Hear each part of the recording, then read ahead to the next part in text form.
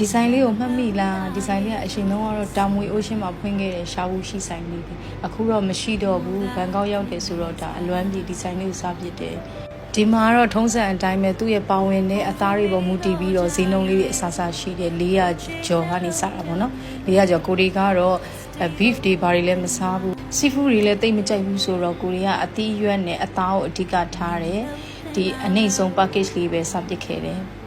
ကိုကတော့ဘန်ကောက်လာပြီဆိုတာနဲ့ဒီ hot pot အမြဲစားပစ်တယ်ဘာလို့ဆိုဒီက hot pot တွေကအရွက်အသီးတွေကတအားလက်ဆက်တယ်အသားတွေကကောင်းတယ်ပြီးအသားကဒီရန်ကုန်မှာလို့အရန်အလွှာပပလေးမဟုတ်ဘူးသူကထူထူလေးတွေဆိုတော့စားရတာထိထိမိမိရှိတယ်လို့ခံစားရတယ်ပြီးကိုရီးယားဒီ spicy တွေဘာတွေလည်းတိတ်မစားဖြစ်ဘူးအမြဲတမ်းစားလို့ရှိရင် original ပဲအချိုလေးပဲတဘာဝပေါ့နော်သူတဘာဝအဲ့လိုမျိုးလေးပဲကြိုက်တယ်ဟောဒီမှာဒီလိုအသားထူထူလေးတွေပါဒါကတော့ရန်ကုန်မှာလိုပါပဲကိုကြိုက်တဲ့ပကံလေးတွေကိုယူပြီးစားပေါ့နော်ကို package မှာပါတဲ့ပကံမျိုးစားပေါ့မဆိုင်တဲ့ပကံမျိုးဆိုရင်တော့မကင်တော့ဘူးပေါ့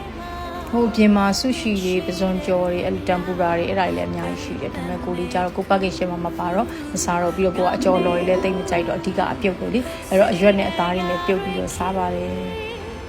ကိုလည်းရောက်တုံးဆိုတော့အဲ့မှာအားရပါရမြင်းတဲ့အတိုင်းပါပဲအများကြီးအဝစားခဲ့ပါတယ်တက်တန်